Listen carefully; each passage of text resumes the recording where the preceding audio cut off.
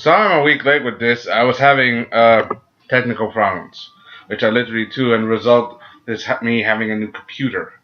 Yeah, sorry about that. Hope you enjoyed this one. This is Sullivan Adams gave my latest review on the season finale on Sword Online 2, episode 24, or Mother's Rosary. This episode particularly, wow. Since this is the end of the rope, I'm just gonna start it up as one of the most emotional, heart-rending episodes you could possibly think of. Cause this whole remember the first half of Sword Online 2 was about Kirito, and she was working with Shinon and Gale. This whole part was about Alfheim, and Asuna and this girl Yuki, who we know is terminally ill.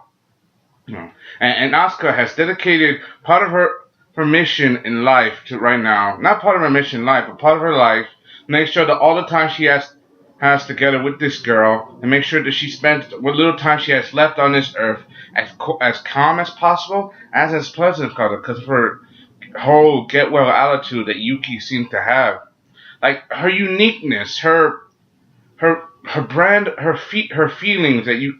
I mean, like this is the kind of girl that you really want to be friends with. I mean, for crying out loud, she literally screams like the girl that you really have as a little sister. I mean, Yuki's been through so much. She lost her family. She was stricken with illness in the hospital. She'd been through so much. She was not allowed to have any physical contact with anyone for fear of infection. And the only time she could have fun is in a game. And that's the part I gotta admit that makes sad the most, because that's the only time where she can feel something.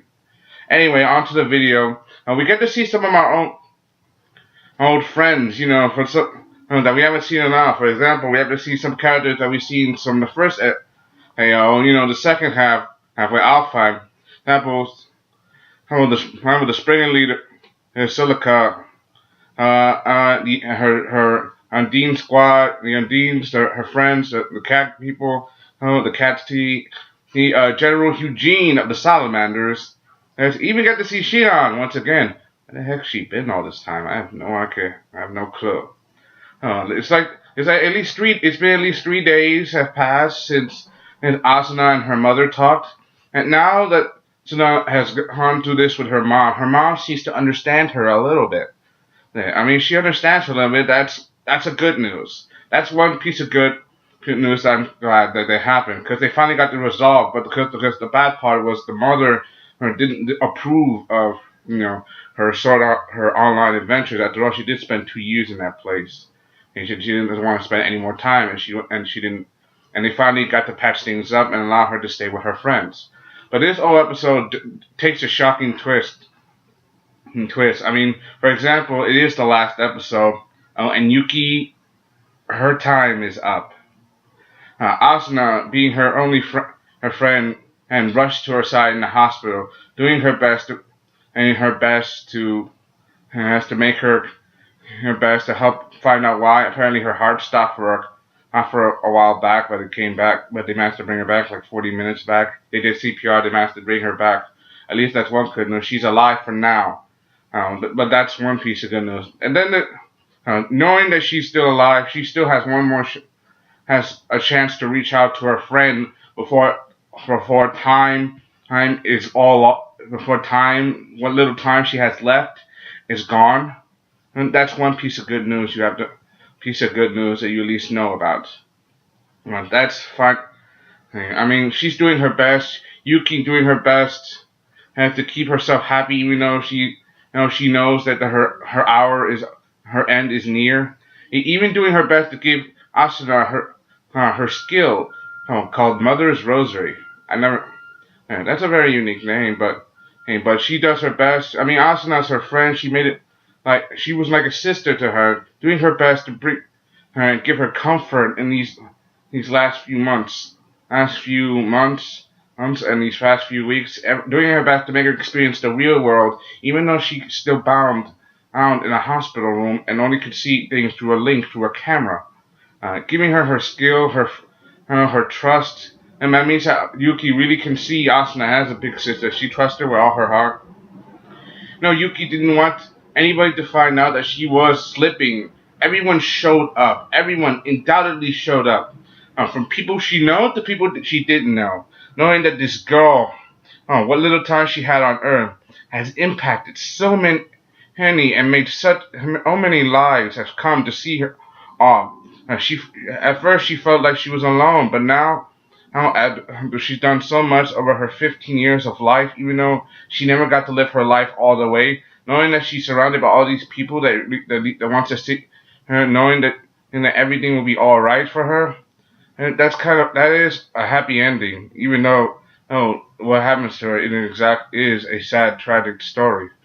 Like it earns my praise as one of the best endings you can give an anime. And for a character send off, like people are not people, even though there are people who are tearing up, who are very sad to see her go. They know that even though she's gone, her memory will still remain with her. So basically, she's saying not to feel sad that I'm dying, but to be glad that I was here. That's a positive message to give to anybody. And I think Yuki brought that out in its purest form.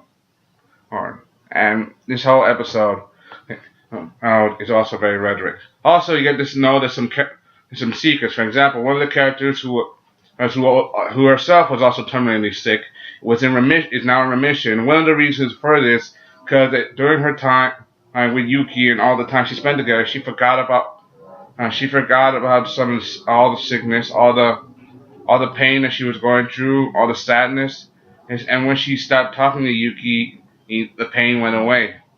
Anyway, and she's now in remission. So in other words, Yuki was the cure that she needed for her illness. And so basically, Yuki was like a bright light to anyone who needed it, even though they didn't ask for it. And that's further proof of the effect this girl had. This 15-year-old girl who lost everything but gained something new, a new family, despite losing her old one. And one of the members of those family was Asuna. And also give credit where credit is due, and I give this a lot of credit. Also, that it's revealed that the medical system that's designed to give Yuki the feeling of going to online virtual MMOs was designed by someone who was associated with Aihiko Kaiba, aka Heathcliff, the man who created Sword Art Online and Nerve Gear. I'm like, this guy and they wanted to become God. I mean, this is the first time we've heard about this, but it was odd that at first when we first heard of this system became compatible with the same thing as a Nerve Gear rig, and for people to use, allowing her to go to SAO, so it's basically strange, unless there was connection to Kayaba, which this episode confirmed. So basically, Aihiko Kaiba designed a way for sick people and terminally ill people able to play a game as well. That dude who was a sneaky bastard, and knowing him, this was just another surprise that no one expected coming. Did you? I kind of did, because think about it. A system that can allow you to play video games using your hands. Doesn't that sound all too familiar? Think about it. So, I gotta get the ending. This whole episode ended on such a positive note, even though it was slightly sad. I give this a 5 out of 5 rating. For SAO. Hope there's an SAO 3. Hope 3, because and hopefully there's a lot more action in SAO. I mean, the favorite part, I gotta admit, was the whole gun gale with Shinon and everything. That was my favorite part. And not to mention the fact that the ending of this season also coincides with something that the same people who produced Sword Art Online also who produced Sword Art Online on Extra Edition, which is basically a movie recapping the adventures of SAO Season 1, but with some slight altering. For example, it's like the story, it's like kind of a clip show, but at the same time, it shows you what they're doing after what happened with the fall of Zuko. No, you should see it for yourself. Go on my link. Watch SAO. If you know about my system, then you know. I made a video of SAO around a couple months back. I think a year ago. Go look for it right now, and you can link for SAO Season 1, and you can find the link for Extra Edition right there, so you can watch it yourself. Anyway, I'm gonna put the link down for the last episode of SEO season 2. This episode was heart-rending, good, and very much one of the best. Hope you enjoyed. Just wanted to kind of subscribe. I also want to make the announcement that I'll be reviewing videos of Tokyo Ghoul, AV, A/V, Tokyo Ghoul season 2, which is a good thing because Tokyo Ghoul was a badass. If you're a fan of SEO and Tokyo Ghoul, come to me. Hope you enjoyed this part. Thank you. Can't wait to see White Hair Kaneki. And good luck to all SAO fans. Signing off.